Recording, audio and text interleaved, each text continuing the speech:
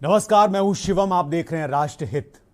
देश की राजनीति में इन दिनों उथल पुथल मची हुई है और सभी राजनीतिक पार्टियां 2024 के चुनाव के लिए तैयारियां कर रही हैं। ऐसे में संघ प्रमुख मोहन भागवत के बयान लगातार डिकोड किए जा रहे हैं, क्योंकि उन्होंने पिछले 2 महीनों में जो भी किया है, जिस तरह के बयान दिए हैं, उसका विश्लेषण अलग अलग तरीके से किया जा रहा है। संघ यानी आरएसएस प्रमुख का आरक्षण को लेकर बयान चर्चा में रहा।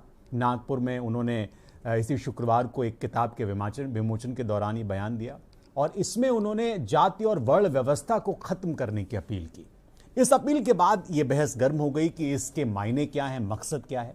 उन्होंने कहा कि समाज का हित चाहने वाले हर व्यक्ति को ये कहना चाहिए कि वर्ण और जाति व्यवस्था पुरानी सोच थी, जिसे अब भूल जाना चाहिए। इससे पहले दशहरे पर उन्होंने रोजगार के लिए नौकरियों की तरफ न देखने की सलाह दी थी। शुक्रवार को उन्होंने कहा कि ऐसी कोई भी चीज जो भेदभाव पैदा करती है उसे पूरी तरह से खारिज कर दिया जाना चाहिए। भारत हो या फिर कोई और देश, पिछली पीढ़ियों ने गलत जरूर किया है और उन्होंने कहा है कि उन गलतियों को स्वीकार करने में कोई समस्या नहीं है। आपको बता दें कि ये बयान, इससे पहले उन्होंने एक बयान और दिया जिस पर उन्होंने कहा कि आबादी एक बहुत बड़ा खतरा है, बढ़ती आबादी बहुत बड़ा खतरा है, आबादी का असंतुलन खतरा है।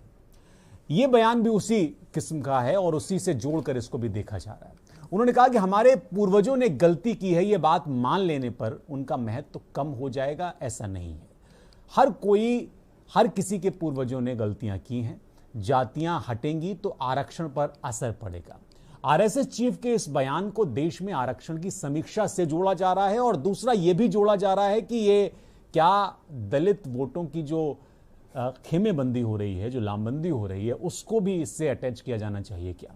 क्योंकि देश में आरक्षण का सिस्टम जाति पर ही आधारित है। ऐसे में जाति व्यवस्था को खत्म करने की बात कहना आरक्षण की मौजूदा स्थिति की समीक्षा करने जैसा ही है, ये जानकार कहते हैं। इस तरह का बयान जिस पर विपक्ष ने अब कड़ा रुख अपना लिया है और विपक्ष इसको अलग अलग तरीके से इसका विरोध कर रहा है। दशहरे पर नागपुर में कार्यकर्ताओं को जब संबोधित कर रहे थे संघ प्रमुख, तो उन्होंने कहा कि भारत जैसे विशाल जनसंख्या वाले देश में आर्थिक और विकास नीति रोजगार उन्मुख हो, ये अपेक्षा स्वाभाविक ही की जाएगी, लेकिन रोजगार यानी केवल नौकरी ये ठीक नहीं है। इसके लिए समाज को समझदारी बढ़ानी होगी। कोई काम प्रतिष्ठा में छोटा या हल्का नहीं होता। परिश्रम, पूंजी और बौद्धिक श्रम सभी का महत्व समान है। ये बात उन्होंने कही, यानी उन्होंने इशारा किया जो सरकार भी इशारा करती है, उद्यमिता की ओर। उन्होंने कहा कि उद्यमिता की ओर जाने वाली प्रवृत्तियों को प्रोत्साहन देना होगा। स्टार्टअप इसमें अहम भूमिका निभा रहा है, इसे और आगे बढ़ाने की जरूरत है। संघ प्रमुख के इस बयान पर आरजेडी सुप्रीमो लालू प्रसाद यादव ने कहा कि आरएसएस की ठग विद्या से प्रशिक्षित एवं संघ की महाझूठी महाकपटी पाठशाला से निकले जुमलेबाज विद्यार्थी ही सालाना 2 करोड़ नौकरी प्रतिवर्ष देने का वादा करके वोट बटोरते हैं। ये बयान विपक्ष की ओर से आने शुरू हो गए। जब जब आरएसएस बीजेपी अपनी ही बेफिजूल की बातों में फंसती है तो नफरत फैलाने वाले सज्जन बिन मांगा ज्ञान बांटने लगते हैं। ये बयान विपक्ष की ओर से आया। भागवत ने नागपुर में दशहरा समारोह में वुमेन पॉपुलेशन एजुकेशन पर करीब 1 घंटे का भाषण दिया और उन्होंने हर पहलू पर व्यापक बात की। व्यापक तरीके से उन्होंने कहा कि जनसंख्या नियंत्रण को लेकर भी एक व्यापक नीति की जरूरत है जो सभी पर बराबरी से लागू होती हो। राष्ट्रहित का उन्होंने जिक्र किया और इसीलिए राष्ट्रहित में हमने ये मुद्दा उठाया। उन्होंने कहा कि राष्ट्रहित में यह जरूरी है कि जाति का जो पूरी व्यवस्था है उसको पुरातन मान लेना चाहिए और एक नए तरीके से, नए चश्मे से आगे देखने की जरूरत है और यही बात राष्ट्रहित में भी है। उन्होंने कहा कि जनसंख्या में असंतुलन पर भी हमें नजर रखनी होगी। अगर यह असंतुलन होगा तो यह राष्ट्रहित में नहीं है। ये पूरी जो कवायद है, ये पूरे जो बयान है, इसको अलग अलग तरीके से लोग कह रहे हैं, अलग अलग तरीके से देख रहे हैं। इसलिए हमारी भी जिम्मेदारी है कि राष्ट्रहित में हम इन बयानों को, संघ प्रमुख के इस बयान को, चूंकि प्रमुख कानपुर में भी उत्तर प्रदेश में हैं और उत्तर प्रदेश में भी एक बड़ा कार्यक्रम संघ कर रहा है, ऐसे में उत्तर प्रदेश के संदर्भ में, देश के संदर्भ में संघ प्रमुख के बयान के क्या मायने हैं, ये हम राष्ट्रहित में आज समझने की कोशिश करेंगे। हमारे साथ एक पैनल है। हमारे साथ अमील शमशी बीजेपी नेता जुड़ेंगे, नदीम अहमद कांग्रेस से हमारे साथ हैं, राम प्रकाश त्रिपाठी जी हैं संघ विचारक, वो जुड़ रहे हैं हमारे साथ, शौकत अली हैं समाजवादी पार्टी से, मनोज मिश्रा हैं सीनियर जर्नलिस्ट हमारे साथ दिलीप यशवर्धन है, राजनीतिक विश्लेषक। हमारे साथ शबाना खंडेलवाल हैं, समाजशास्त्री। आप सभी का बहुत स्वागत है। और पहला सवाल मेरा राम प्रकाश त्रिपाठी जो कि संघ विचारक हैं उनसे है। राम प्रकाश जी, आपका स्वागत। और ये जो बयान संघ की ओर से आ रहे हैं, इससे पहले भी मैंने एक डिबेट की थी जब उन्होंने जनसंख्या असंतुलन की बात की। ये इसलिए महत्वपूर्ण हो जाता है कि इसको दो तरीके से देखा जा रहा है। एक तो ये लोग कह रहे हैं कि भाई ये बयान ऐसे समय में आया जब एक तरह से कांग्रेस या विपक्ष की पार्टियां दलित को आगे कर रही हैं, दलित वोट बैंक पर सबकी नजर है। तो उन्होंने कहा कि एक माइंडसेट तैयार होना चाहिए जिससे कि जाति को आधार मानकर लोग वोट ना करें। एक दूसरा ये एक तर्क दिया जा रहा है कि आरक्षण की एक तरीके से समीक्षा दोबारा करने को लेकर भी ये बयान उससे भी जोड़कर देखा जा रहा है। राम प्रकाश जी।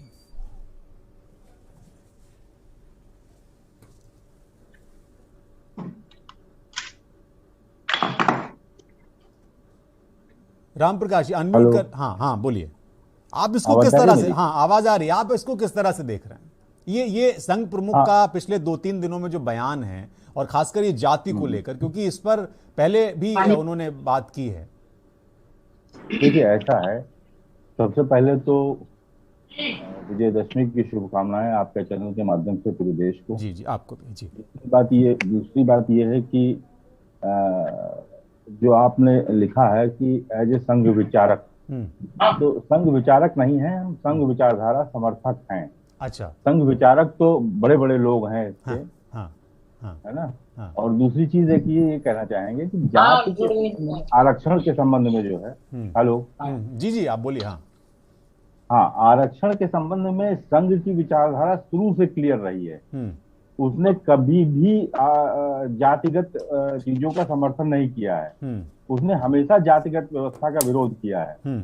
और अभी भी हमारे संघ में जो बात आई कि एक कुआं, एक मंदिर, एक स्मशान, ये सभी लोगों के लिए एक होना चाहिए, इसमें कोई बंटवारा नहीं होना चाहिए, कोई भेदभाव नहीं होना चाहिए।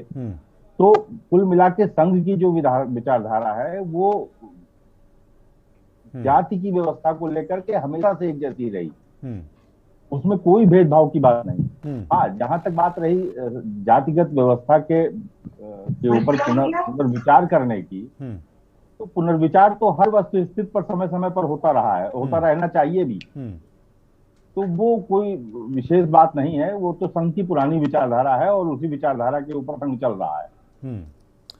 अच्छा, दिलीप यशवर्धन जी, अगर हम इस बयान को डिकोड करने की कोशिश करें, इस पर इसलिए बात करना महत्वपूर्ण हो जाता है क्योंकि एक पहले भाषण में मोहन भागवत जी ने कहा कि भाई जो घोड़ा चढ़ने वाली बात उन्होंने कही आज के दौर में शोभा नहीं देता। उन्होंने इस पर एक लंबी बातचीत की।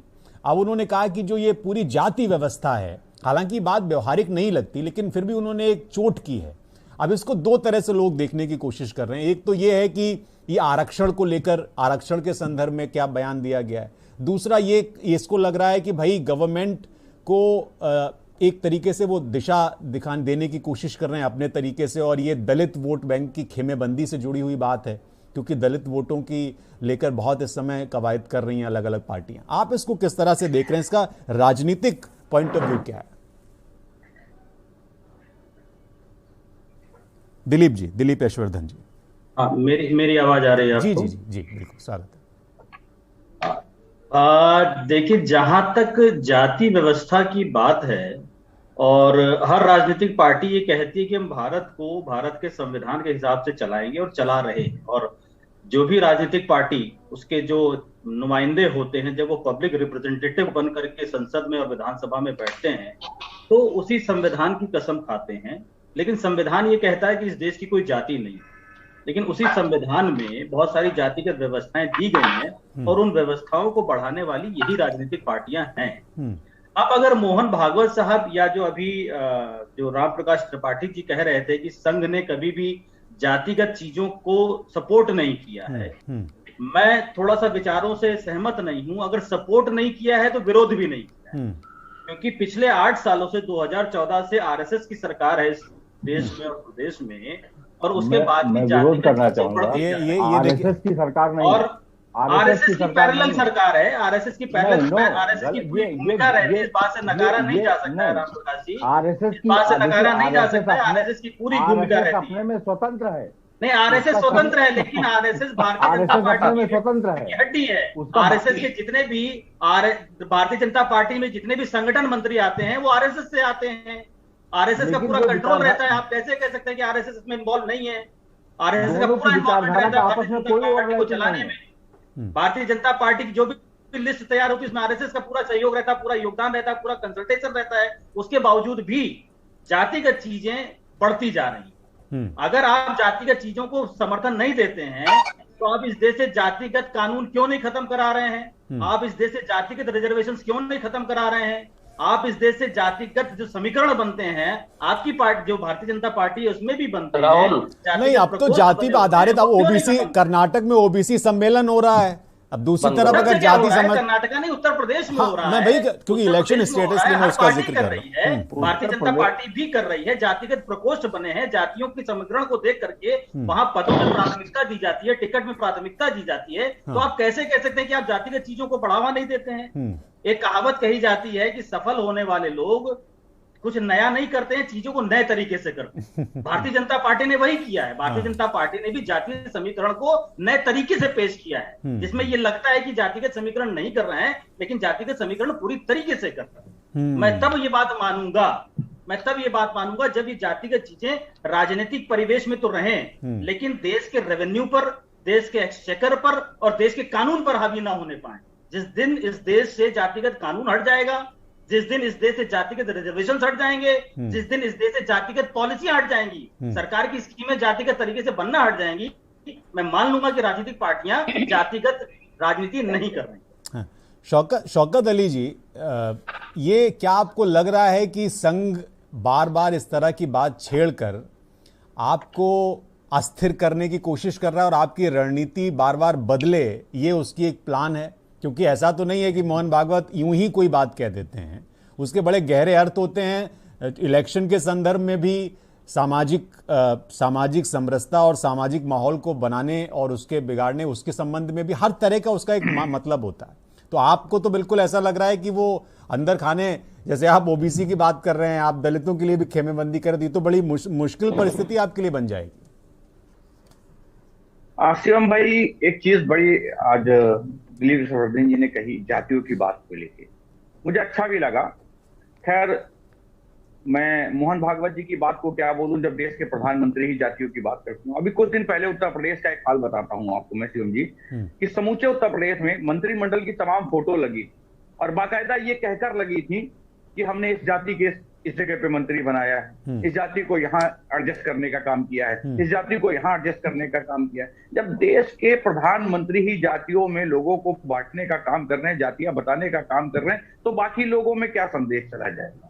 अब रही मोहन भागवत जी की बात, देखिए मोहन भागवत जी भारतीय जनता पार्टी की एक शाखा समझ लीजिए आप, या भारतीय जनता पार्टी आरएसएस की एक शाखा समझ लीजिए। मोहन भागवत जी जो भी कार्य करते हैं वो भारतीय जनता पार्टी को बढ़ाने के लिए कार्य करते हैं। आजकल वो नया चैप्टर शुरू हो गया है कि वो मस्जिदों के चक्कर काट रहे हैं, मौलानाओं के घर जाने का वो हम पहले भी जाते थे, ऐसा नहीं है कि हमने पहली बार जाना शुरू किया, देखना आपने बाद में ऐसा देश में हमने नहीं देखना। अरे या तो आप लोगों ने दिखाया नहीं भाई, हमारी आंखें तो आप भी है ना, जो आप दिखाएंगे वही हम देखेंगे। अब ये ना करिए, आप कहेंगे कि हम आपकी आंखें हैं तो फिर आप कहेंगे कि आंखें तो टूट गई।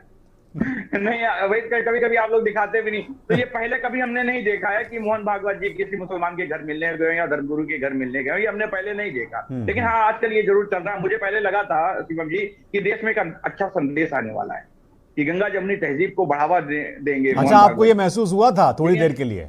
मुझे थोड़ी देर के लिए महसूस हुआ, लेकिन जब वो बाहर आए तो उनके बयान सुनने के बाद यही तो वो महसूस कराना चाह रहे थे शौकत अली जी कि आपको महसूस तो हो। देखिए, उनके बयानों के बाद समझ में आया कि वो किस लिए गए थे।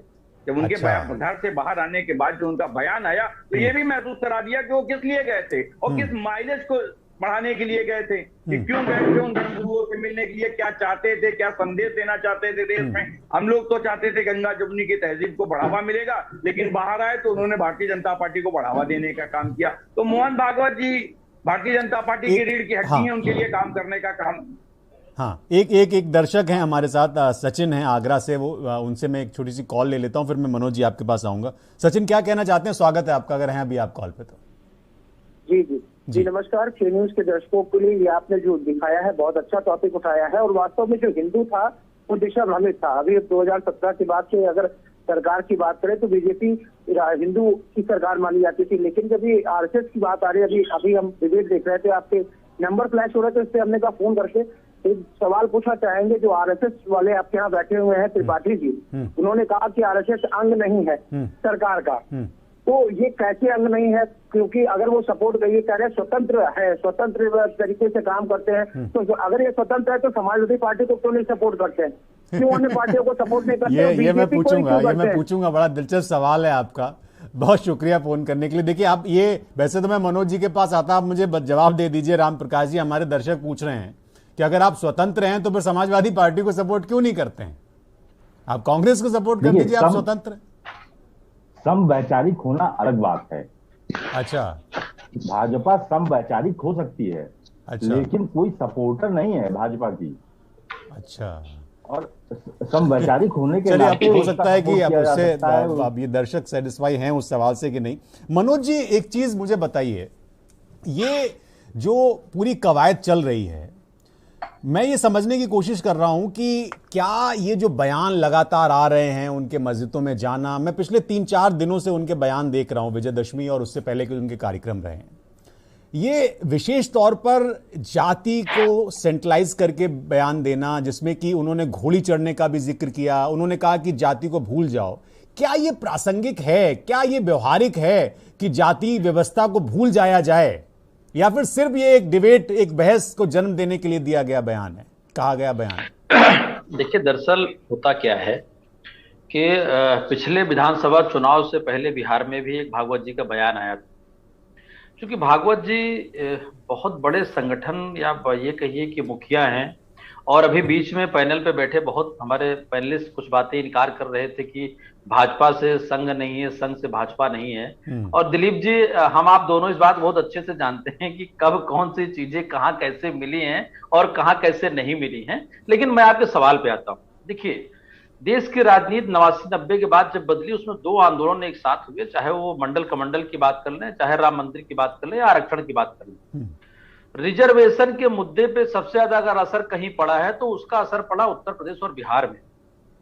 जातियां, उपजातियां इस कदर टूटी हैं, और उसका 10-12-15 साल के राजनीतिक, दिलीप भाई, पूर्वांचल में आप देखिए कि जातियां नहीं बल्कि उपजातियों के बहुत सारे नेता, चाहे वो निषाद हो, चाहे वो राजभर हो, चाहे अन्य लोग हैं, और वो वोटिंग पैटर्न में भी रिफ्लेक्ट करता है। सर, मैं उसी पे आ रहा हूं। तो दरअसल मैं ये कहूंगा कि 2014 के बाद जातियों का कटोरा छोटा नहीं हुआ, बल्कि मुझे बड़ा दिख रहा है, बड़ा हो गया। यही बात हाँ, और बड़ा दिखने का मायने क्या है दीप जी?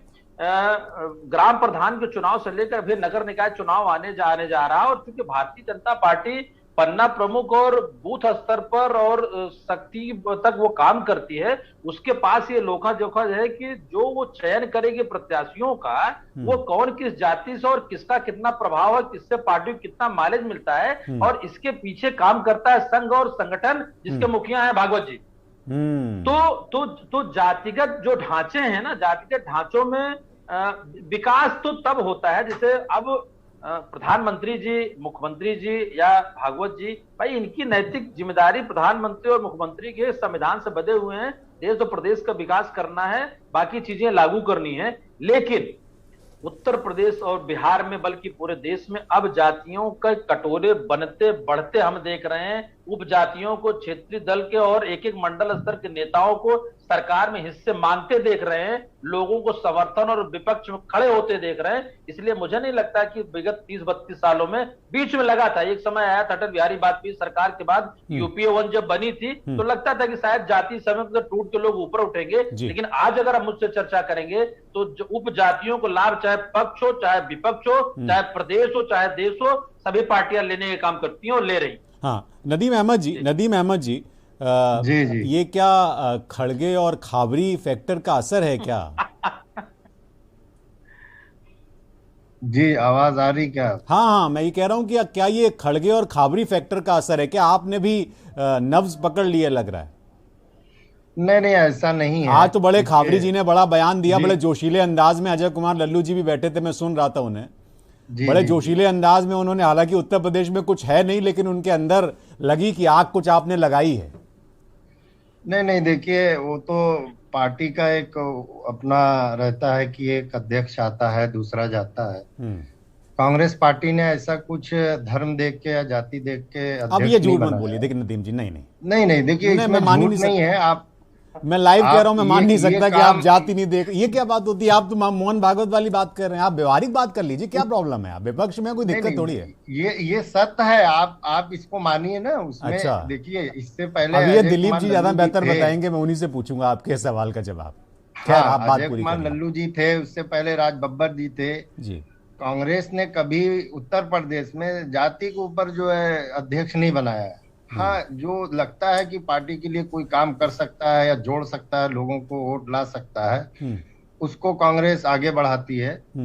और मोहन भागवत जी हो या हम हो या आप हो, कोई भी मंदिर में जाए या मस्जिद में जाए, उससे हमको लगता है किसी को फर्क नहीं पड़ना चाहिए। लेकिन उसको बाहर आने के बाद उसको वोट से या चुनाव नहीं, उससे तो फर्क पड़ा भी नहीं। उसमें तो मैंने चर्चा नहीं की, मैं तो इस पे चर्चा कर रहा हूं। उन्होंने एक बड़ी बात कह दी कि भाई जाति व्यवस्था नहीं होनी चाहिए, ये भूतकाल की बातें हो गई। तो मुझे लगा कि ये कुछ ऐसी चीज है जो बहुत प्रोग्रेसिव माइंडसेट की है। अब मुझे तो कुछ देर के लिए ऐसा लगा कि हम 2080 और ये 100-200 साल आगे की बात कर रहे हैं, जब सब कुछ खत्म हो जाएगा, सब रोबोटिक होगा। खैर, हमारे साथ शबाना खंडेलवाल है। मुझे ब्रेक के लिए रुकना, लेकिन उससे पहले मैं शबाना जी आपसे एक प्रतिक्रिया चाहूंगा। आज की संदर्भ में ये इससे मुझे कोई कहने में गुरेज नहीं है कि ये पॉलिटिकल मोटिवेटेड बयान नहीं होते हैं। सबका मतलब राजनीति है आजकल, उठना भी और सोना भी और जागना भी। लेकिन क्या ये ऐसा ही नहीं है कि आप सिर्फ ऐसे ही बयान दे रहे हैं जिसका कोई जमीन पर, सतह पर अर्थ नहीं है? ये क्या बात हुई कि जाति का भूतकाल में बात हो गई है, भूल जाओ इसको? मुझे नहीं लगता। ये आपको, अगर आप समाजशास्त्री हैं, मैं आपके नजरिए समझना चाहूंगा, थोड़ा संक्षेप में बताएंगे तो ठीक रहेगा। जी, सभी को मेरा नमस्कार। मैं तो सिर्फ ये कहूंगी कि ये मसला और ये मुद्दा होना ही नहीं चाहिए। हम भारत देश के स्वतंत्र नागरिक हैं। हमें क्यों बांटा जा रहा है जातियों में, क्यों धर्मों के हिसाब से? अभी जैसे नदीम जी ने कहा कि कांग्रेस ऐसा नहीं करती, मैं उनकी विचारधारा से बिल्कुल भी सहमत नहीं हूँ। क्योंकि अगर ऐसा था तो फिर अजय कुमार लल्लू जी क्या थे, जिन्होंने पूरे उत्तर प्रदेश को खत्म कर दिया एक तरह से। अब खाबरी जी आए, देखते हैं कि क्या कुछ नया करेंगे। अगर रही मोहन भागवत जी की बात, तो हमने पहले भी देखा है कि उनकी इस तरह के बयान रहे हैं असद मदनी जी के साथ भी। और मुस्लिमों की अगर हित की बात या कुछ भी बेहतर बोलते हैं तो उसमें किसी को भी शंका या वो नहीं होना चाहिए, क्योंकि भारतीय जनता पार्टी पूरे भारत की पार्टी है। उसको हमें शंका नहीं है। ये समाज तैयार है क्या जाति व्यवस्था को भूल जाने के लिए? बिल्कुल तैयार है। मुझे लगता है कि समाज तो चाहता ही तो फिर ओम प्रकाश राजभर का क्या काम है? उनको काहे जब एक ही माला में, ब्रजेश पाठक एक ही माला में आ जा रहे हैं ओम प्रकाश राजभर के साथ, ऐसे उनमें कौन से हीरे नगीने लगे हुए हैं?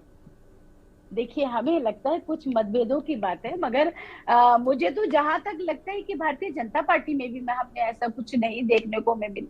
सारी जातियों का सम्मान हो रहा है। और एक तरह से मुस्लिमों की शिकायत थी कि भारतीय जनता पार्टी या आरएसएस हमें अपना नहीं मानती। तो अब जो देखने को और मिल रहा है, वो मुझे लगता है कि वो जो नाइत्तेफाकी थी वो भी दूर हो रही है। उनको जोड़ा जा रहा है, दलितों को जोड़ा जा रहा है, अदर पार्टियों को जोड़ा जा रहा है। तो मगर क्या है कि हमारा काम चैनल पे बैठ के निंदा करना है। नहीं, निंदा नहीं कर रहे हैं पार्टियों। अरे आप गलत समझ। नहीं, शबाना जी निंदा नहीं कर रहे। छोटे से ब्रेक के लिए रुकेंगे हम। मेरे लगातार मुझसे कहा जा रहा है ब्रेक ले लीजिए। एक छोटे से ब्रेक के लिए रुकेंगे। अच्छी बात है, ये अच्छा लगता है सुनने में कि ये जाति व्यवस्था का कोई काम नहीं है, इसको नहीं होना चाहिए, सबको एक नज़र से देखा जाना चाहिए। अच्छा लगता है सुनने में। लेकिन ये आप तय करिए, जनता जनार्दन आप हैं, कि ये अच्छी बातें हैं क्या ज़मीन पे व्यवहारिक लगती हैं क्या? एक छोटे से ब्रेक के लिए रुक रहे हैं, फौरन लौटते हैं।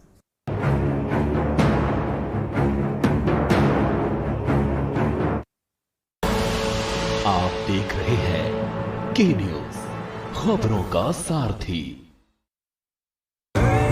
देखें कौन नया खिलाड़ी आया है, समझा देते हैं, प्यार से समझाएंगे। ये तो अपनी जुबान है। जुबान एक हो तो दिल भी एक होने चाहिए। विमल, बोलो जुबान केसरी। आप देख रहे हैं के न्यूज, खबरों का सारथी।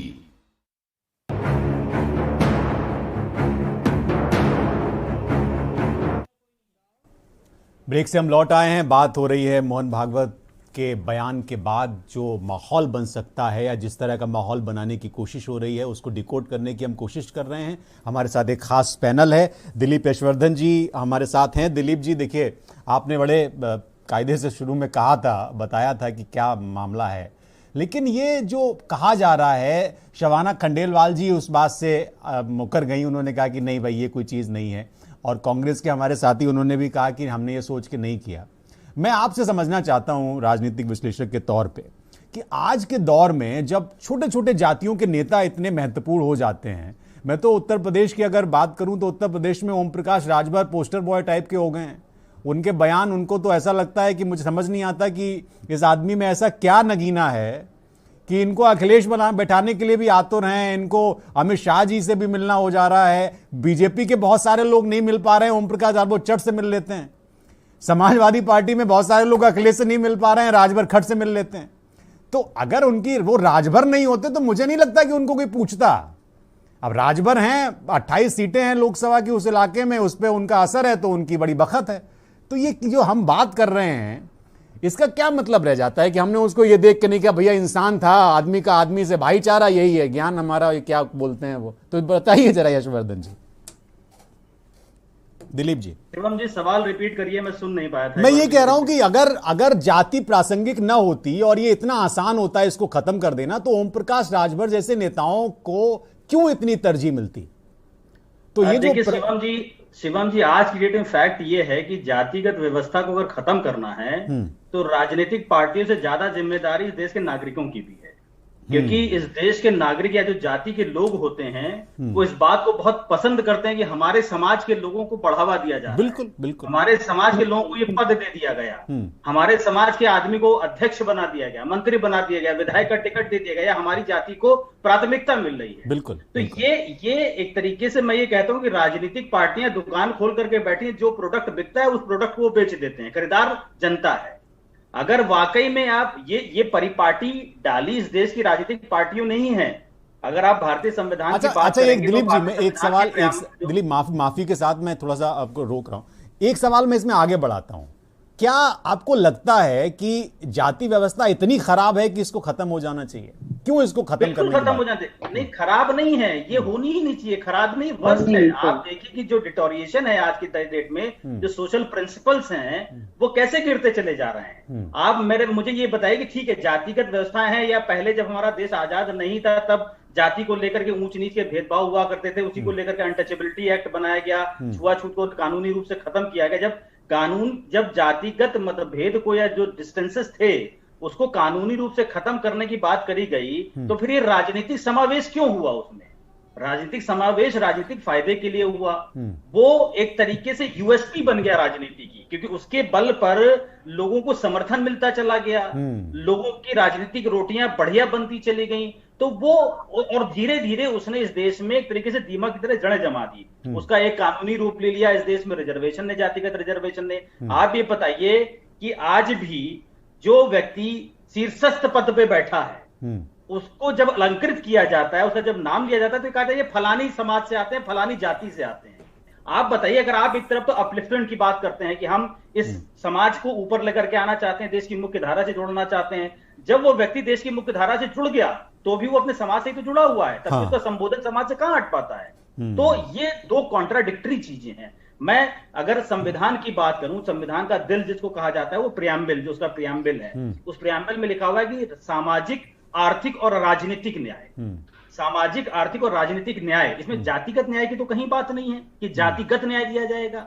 सामाजिक रूप से जो व्यक्ति निचले पायदान पर है, सामाजिक रूप से, आर्थिक रूप से, राजनीतिक रूप से जो व्यक्ति निचले पायदान पर है, उस व्यक्ति को आप ऊपर लेकर के आ जाइए। वो व्यक्ति अपने समुदाय के लोगों के लिए जो जरूरतें हैं उसको लेकर के आ जाए। मैं फिर ये कहता हूं कि क्या आज सवर्ण क्लास में, जिसको सवर्ण क्लास कहा जाता है इस देश में, जिसको सवर्ण क्लास होने की वजह से बहुत सारे बेनिफिट से डिप्राइव कर दिया जाता है, जिनके बच्चे डिप्रेशन में आ जाते हैं इस बात को लेकर के कि हम 98 नंबर लेकर के आए, हमारा एडमिशन नहीं हो रहा है और 40 नंबर वाले का एडमिशन हो जा रहा है। उस समाज को क्या इस देश के संसाधनों की जरूरत नहीं है? वो इस देश का हिस्सा नहीं है? उसको इस देश के संसाधनों का लाभ नहीं मिलना चाहिए? उनको भी आरक्षण देने की दिशा में बात होने लगी है और ये तो हो रहा है। कहां बात होने लगी है? कहां बात हो? वो तो अब तो कहा जा रहा है कि भाई जो गरीब सवर्ण है उनको भी आरक्षण दिया जाना चाहिए। वीकर सेक्शन है ना साहब, वीकर सेक्शन है ना। अगर कोई बच्चा इंटेलिजेंट है और वो संपन्न परिवार में पैदा हुआ है तो आप उसको इस बात के लिए समाज से दूर कर देंगे कि वो सवर्ण क्लास का है, उसके दिमाग की, उसकी इंटेलिजेंस की कोई वैल्यू नहीं। आप इस देश को कहां ले जाना चाहते हैं? आप इस देश को दो दर्शक हैं, फोन कर रहे हैं काफी देर से, मैं माफी के साथ उनको ले लूं। हमारे साथ रुद्र प्रताप हैं कानपुर के और जीआर नैनीताल से हैं। रुद्र जी बताइए क्या कहना चाहते हैं आप, स्वागत है आपका। रुद्र जी अगर आप हैं तो।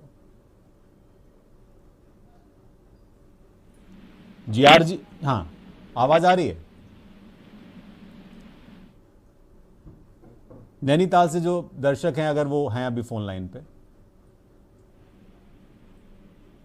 शायद दोनों का फोन कट गया, काफी देर से वो इंतजार कर रहे हैं। मनोज जी ये जो बात अभी दिलीप यशवर्धन जी ने कही, निश्चित तौर पर इस पे बहुत बहस हुई है पहले भी। हालांकि मैंने ये आरक्षण के मुद्दे पर बहस नहीं रखी, लेकिन फिर भी चूंकि बयान उस संदर्भ में है, मैं ये समझना चाह रहा हूं आपसे कि ये पूरी व्यवस्था ऐसा तो नहीं है कि आज़ादी से शुरू हुई है, ये इसका बड़ा इतिहास है और इस पे बहुत कुछ लिखा गया है कि भाई सब कामों के हिसाब से उनको बांटा गया। धीरे धीरे करके जब लोग प्रोग्रेसिव हो गए, चीज़ें आ गई, तो उसके बाद जातियों को उसका प्रासंगिकता खत्म हो गई। लेकिन जिस नई व्यवस्था की बात हो रही है कि जाति की व्यवस्था को हटा दिया जाए, उसके बाद नई व्यवस्था को लाया जाए, क्या आप उस नई व्यवस्था को लेकर आशान्वित हैं? देखिए, दो चीजें हैं। हम, ये स्थिति वही होती है कि हम जिस तरीके से अपने बच्चे को इंग्लिश मीडियम या बाकी स्कूलों में पढ़ाना चाहेंगे और पढ़ने के बाद जो मैच्योर होकर तैयार हो जाएगा तो हम उम्मीद करेंगे कि ग्रामीण संस्कार जो हमने उसको दिए नहीं, उसमें पले बढ़े और उस तरीके की चीजें दिखे जो 70s में 80s में दिखा करते। ये जो बड़ा गूढ़ विषय है, हम सब उसके जिम्मेदार हैं। हम सब जिम्मेदार हैं। हम अपने रूट से कटना तो नहीं चाहते, पर सारे वो काम करते हैं जो रूट में हम जुड़े ना रहे। अब रही बात कोरोना जैसी महामारी के दौरान भी जातिगत ढांचे को लेकर के, मैं आपको बताना चाहूंगा कि आजादी के बाद बहुत सारी व्यवस्थाएं ऐसी थी कि संविधान के साथ उस अंतिम पायदान के व्यक्ति या समाज को आगे बढ़ने के लिए या बराबरी के दर्जे को लेकर के सारी विधाओं में उसको वो एक रिजर्वेशन कह सकते हैं या उसको स्थान देने की कोशिश की गई। लेकिन क्या आज के डेट में बहुत सारे ऐसे मिलियनियर मिनिस्टर और बहुत सारे ऐसे लोग हैं जिनका कई करोड़ों का टर्नओवर है, वो उस रिजर्वेशन के या उस दायरे में आते हैं? ये बड़ा लंबा विषय हो जाएगा। लेकिन वहीं उन जातियों के, जैसे उत्तर प्रदेश या बिहार की मैं बार बार चर्चा इसलिए करता हूं कि ये सबसे ज्यादा प्रभावित रहे समय समय पर और जातीय ढांचों में बटे और बटने के साथ साथ प्रदेश में और देश में सरकारें चलाई, जिसके दो बड़े मुखिया हुआ करते थे, चाहे लालू यादव की बात कर ले चाहे मुलायम सिंह यादव की बात कर ले। उसके बाद कांसीराम BS4 के संघर्ष से कांसीराम जब मायावती चेहरा बनी राजनीति का, तो वो भी जातिगत ढांचे को गढ़ते हुए समय समय पर सर्वजन हिताय या बाकी चीजों को लेकर के, लेकिन एक उम्मीद थी। कारण ये था, एक उम्मीद उसी से होती है जिसमें कुछ काम करने की क्षमता होती है।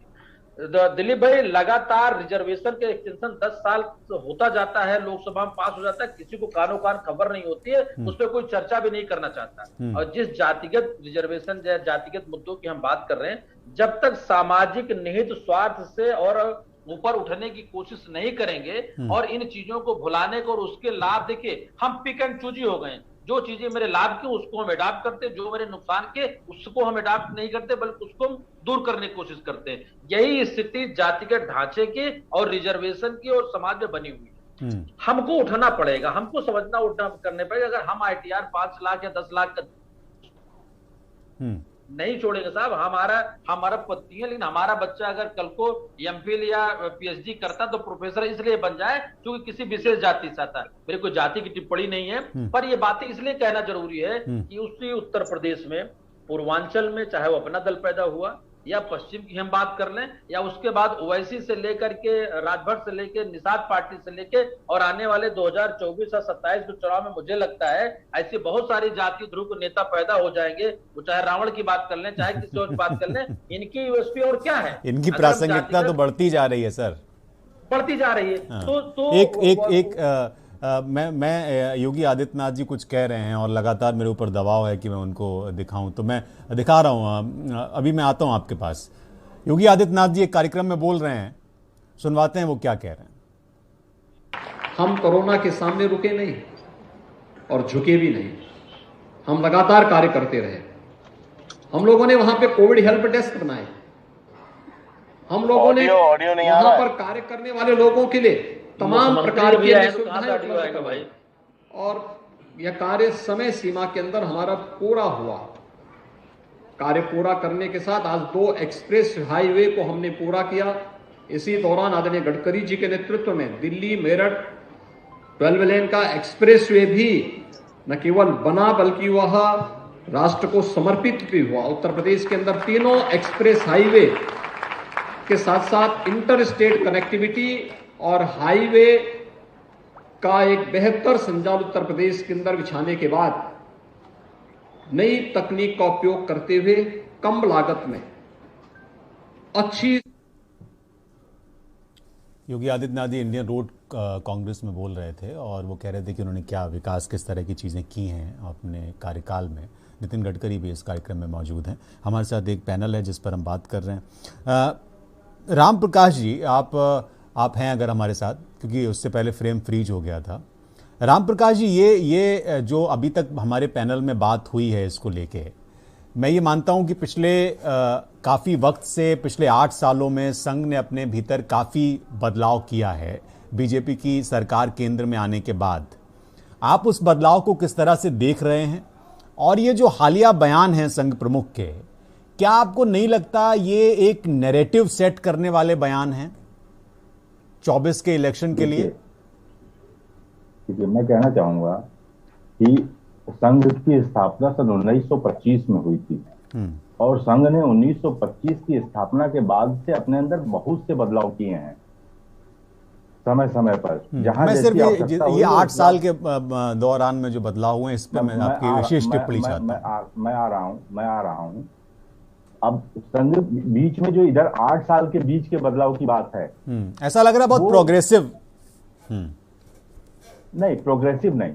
जिस तरह से बदलाव इसके शुरू से होते चले आ रहे हैं उसी क्रम में ये सारे बदलाव हैं। अच्छा। और जहां तक बात रही आपके कहने की कि भाजपा के समर्थन में बदलाव हो रहे हैं या भाजपा को बढ़ाने के पर्पज से है, देखिए भाजपा हमारी समवैचारिक पार्टी है।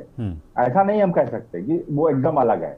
समवैचारिक पार्टी है और जो हमारी विचारधारा है वो दूसरे राजनीतिक पार्टी उन विचारधाराओं का सपोर्ट नहीं करते।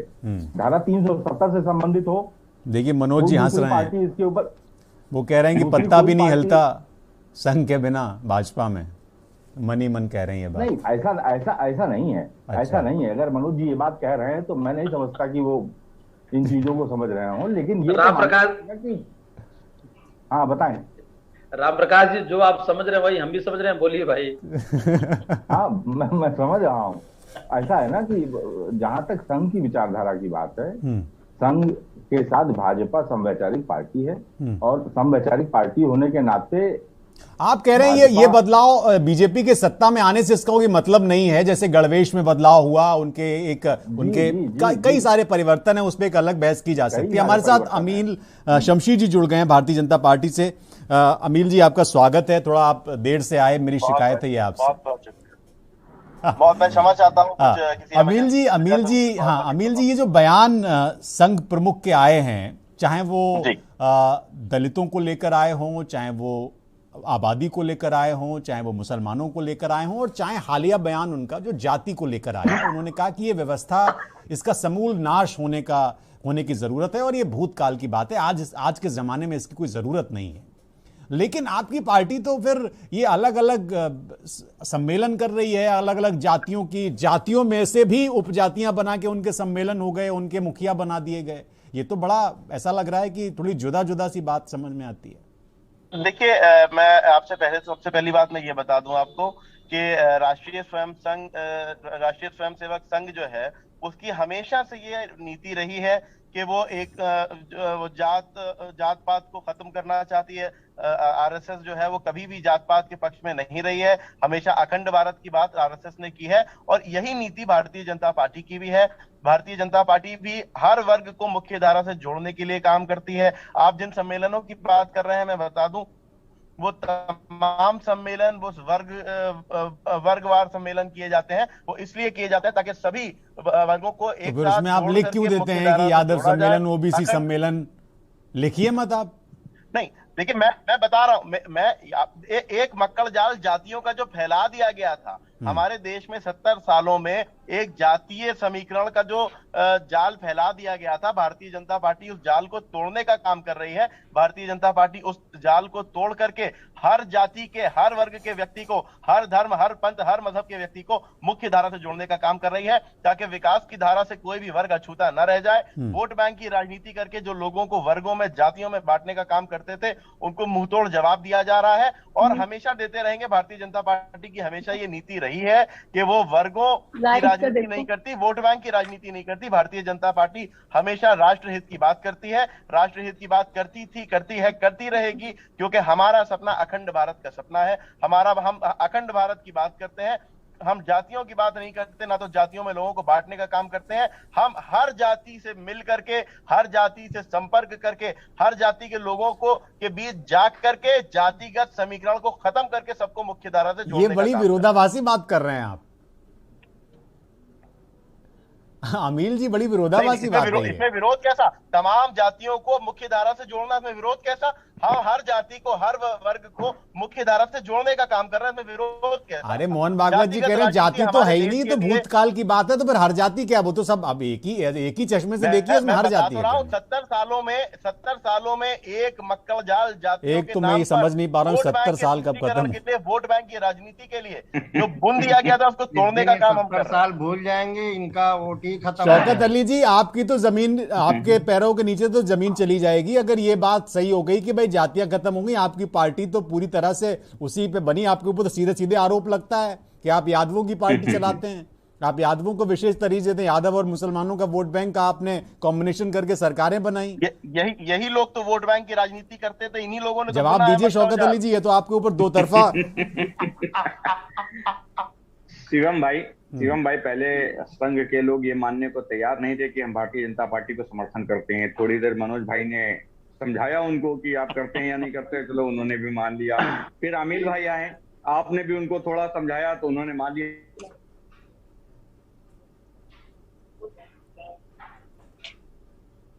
अब देखिए, हमारा अंग है लेकिन चोरी छुपे है, समझिए। सार्वजनिक बात है कि नहीं, हमारा चोरी छुपे नहीं है। आरएसएस तो हमारा मातृक संगठन है। अरे हम इस बात को तस्लीम करते हैं।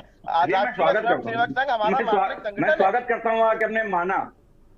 अरे यही बात तो मैं कह रहा हूँ, मैं स्वागत कर रहा हूँ अमील भाई, स्वागत करता हूँ आपकी बात का कि आपने इस बात को स्वीकार किया। आरएसएस के लोग स्वीकार ही नहीं कर रहे थे। मनोज भाई ने बताया हमारी कैसे है जो भारतीय जनता पार्टी की नीति है वही संघ की नीति है।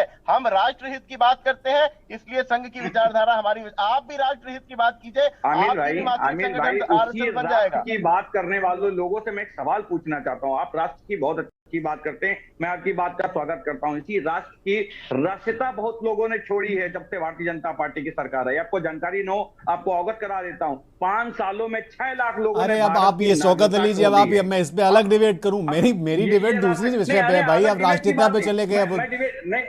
अब वो बार बार आपसे पूछा जा रहा है। नहीं, विषय पे रहिए आप। ये बड़ा दिक्कत हो जाएगी मेरे लिए। अमील जी सुन लीजिए, शौकत अली जी कहेंगे एक तो नेटवर्क की प्रॉब्लम हो जाती है, वो कहेंगे विपक्ष को बोलने नहीं दे रही।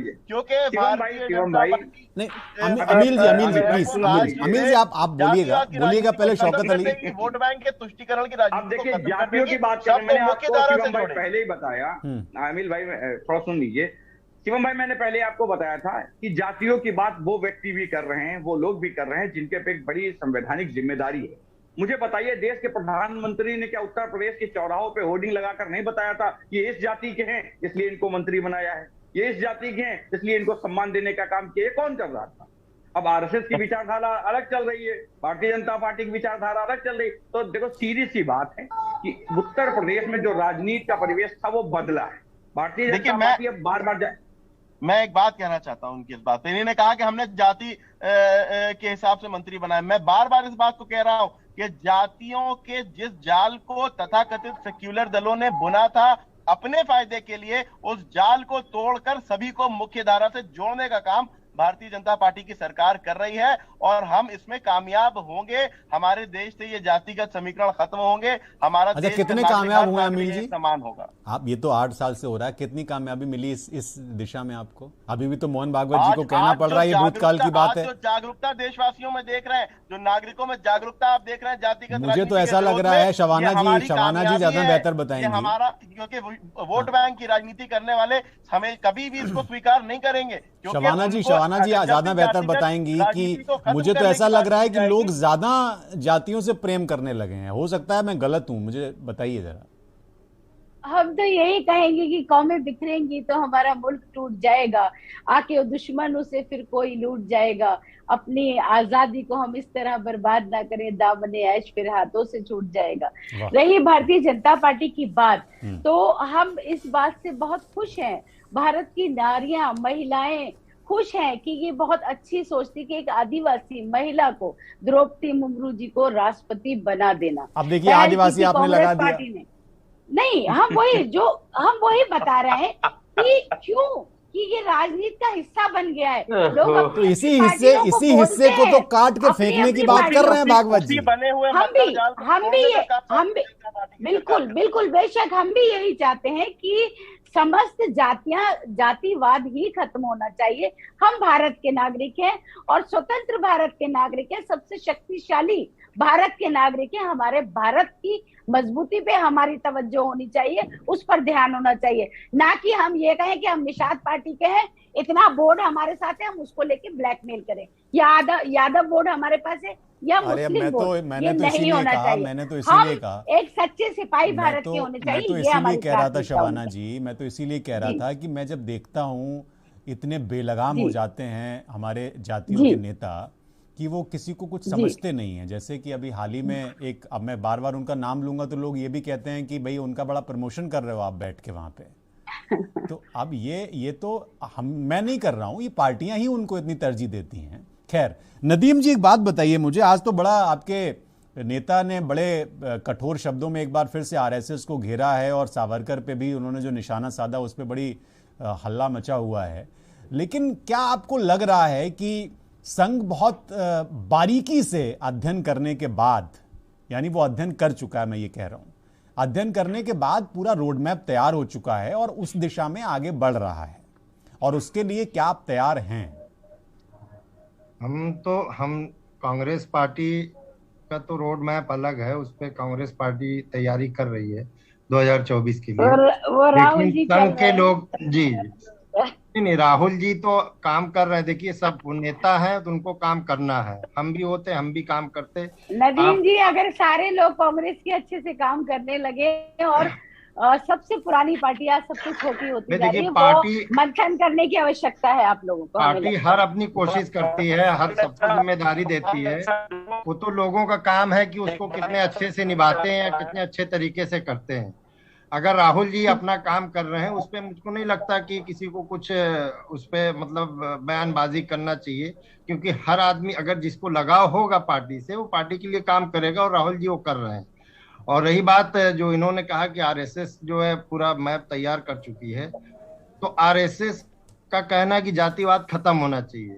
सबसे पहले आरएसएस अगर बीजेपी में जातिवाद खत्म कर देना, जैसे अभी इन्होंने निषाद पार्टी कहा और राजभर जी को कहा, 2014 में जब अमित शाह जी अध्यक्ष थे, क्षेत्र की हर छोटी पार्टी को जातिवादी के हिसाब से जोड़ने का काम किया था, तब जाके बीजेपी सत्ता में आई थी। तो ये जातिवाद बीजेपी तो कभी छोड़ ही नहीं सकती। नंबर एक चीज, ना जातिवाद छोड़ सकती है, ना हिंदू मुसलमान को लड़ाने वाला काम छोड़ सकती। जिस दिन ये दो काम बीजेपी ने छोड़ दिया, उस दिन सत्ता से बाहर हो जाएगी। अदीम जी, आप ये भी तो कह सकते हैं कि ये पार्टी बहुत अच्छा काम कर रही है, भारतीय जनता पार्टी सारे धर्मों को, कांग्रेस से क्या काम कर रही है। क्या बात कर रही है शबाना जी? कांग्रेस ये कहेगी क्या बात? अरे विपक्ष का थोड़ा तो रहने दे, विपक्ष भी वही बात करेगा क्या? सिर्फ जबान से है, किया कुछ नहीं आज तक। आप हमको खुद बताइए ना, आप 7-8 साल से सरकार देख रहे हैं, मनोज जी, धर्म के लिए या मनोज किस जी, जाति के लिए बीजेपी अब मेरा चूंकि कार्यक्रम खत्म करने का है तो मैं एक छोटे छोटे कमेंट लूंगा। मनोज जी, एक बात मुझे बताइए आखिरी में, ये पूरे विमर्श हमने बातचीत की, मैं पहले भी इस तरह की कई डिबेट कर चुका हूं और आखिरी में वही होता है कि अच्छी अच्छी बातें एक तरफ और हकीकत एक तरफ। तो हकीकत तो हम सब जानते हैं कि क्या है, लेकिन ये जो मैंने सवाल किया था कांग्रेस के नदीम अहमद जी से कि संघ जो भी करता है उसके पीछे उसकी बहुत व्यापक तैयारी होती है, ये मेरा इसलिए सवाल है क्योंकि 24 के लिए चीजें शुरू हो गई हैं और बीजेपी और संघ किस दिशा में आगे चुनावों को बढ़ाएगा उसके लिए मुझे लगता है कि ये एक इशारा है। क्या आप इससे सहमत हैं और इसके लिए क्या विपक्ष के पास कोई हथियार है, तैयारी है? नहीं, देखिए, दरअसल सबसे बड़ी यूएसपी भारतीय जनता पार्टी या संघ की इसी बात की है कि वो 365 दिन काम करते हैं और बहुत बड़े दूरदर्शी विचार को रख करके काम करते हैं। भागवत जी का आज का बयान 2024, 2027, 2029 या भविष्य में होने वाली राजनीति के बहुत सारे मायने हैं। जब आप शीर्ष पे होते हो तो गंवाने की चिंता और बने रहने का पर ज्यादा एफर्ट देना पड़ता है, जो कि कांग्रेस ने 2014 में, थोड़ा समय लूंगा, 2014 के चुनाव से पहले विगत 2012-13 में जो परिस्थितियां बनी थी 2G, अन्ना जी, 3G और कलमाड़ी जी के जरिए, तो 10 साल सरकार चलाने के बाद सरकार बचाने के इन्होंने कोई एफर्ट नहीं किया। लेकिन भारतीय जनता पार्टी विपक्ष में रहते हुए, संघ विपक्ष में संगठन के रूप में रहते हुए, वो हमेशा अपनी दिशा दशा बड़े परिपक्व तरीके से करता, जिसका जीता जाता उदाहरण है पूर्वोत्तर राज्यों में पूरे संघ की वजह से भारतीय जनता पार्टी किस तरह कामयाब हुई है, हम आप बेहतर जानते हैं। तो ये अलग है, ये दोनों चीजें। अन्य क्षेत्रीय पार्टियां या देश की आजादी के बाद सबसे बड़ी पार्टी, लंबे समय सरकार चलाने वाली पार्टी, उसमें और संघ में या भाजपा में यही अमूल परिवर्तन है या बदलाव है या अंतर है, जिसकी वजह से वो लगातार हार रहे हैं और ये लगातार जीत रहे हैं। जी दिलीप जी, आखिरी कमेंट आपका। शिवम जी, सारी राजनीतिक पार्टियां जिस दिन जाति पर जो बात कहती हैं, अगर उसको हकीकत में उतार देंगी, या मैं सिर्फ एक ही लाइन कहता हूं कि जो संविधान के सोशल प्रिंसिपल्स हैं, उन प्रिंसिपल्स की जो मूल भावनाएं हैं, अगर उस पर काम करना शुरू कर देंगी तो ये डिबेट कभी होगी नहीं, खत्म हो जाएगी। सही बात है। बिल्कुल सही बात है। आप सभी मेहमानों का बहुत शुक्रिया, अलीम शमशी जी, नदीम अहमद जी, राम प्रकाश त्रिपाठी जी, शौकत अली जी, मनोज मिश्रा जी, दिलीप यशवर्धन जी, शबाना खंडेलवाल जी, आप सभी मेहमानों का बहुत शुक्रिया अपना कीमती समय देने के लिए। एक लोकतांत्रिक देश के नाते संविधान के अनुच्छेद 15 में राज्य के द्वारा धर्म, मूल वंश, जाति, लिंग, जन्मस्थान के आधार पर नागरिकों के प्रति जीवन के किसी क्षेत्र में भेदभाव नहीं किए जाने की बात कही गई है। लेकिन विरोधाभास है कि सरकारी ओहदे के लिए आवेदन या चयन की प्रक्रिया के वक्त जाति को प्रमुखता दी जाती है। जाति प्रथा उन्मूलन नामक ग्रंथ में अंबेडकर कहते हैं कि हर समाज का बुद्धिजीवी वर्ग, ये शासक वर्ग ना भी हो फिर भी वो प्रभावी वर्ग होता है। लेकिन अब ये पॉलिटिक्स है, ये अलग तरह का माहौल है और इस माहौल को कैसे बदला जा सकता है, ये भी बड़ा मनन का विषय है। राष्ट्रहित में आज के लिए इतना ही। आपसे अनुरोध है कि आप इस बारे में ज़रूर सोचिए, क्योंकि हमारे पैनलिस्ट ने इस ओर इशारा किया कि हमारे लोगों को भी बदलना होगा। बहुत बहुत धन्यवाद।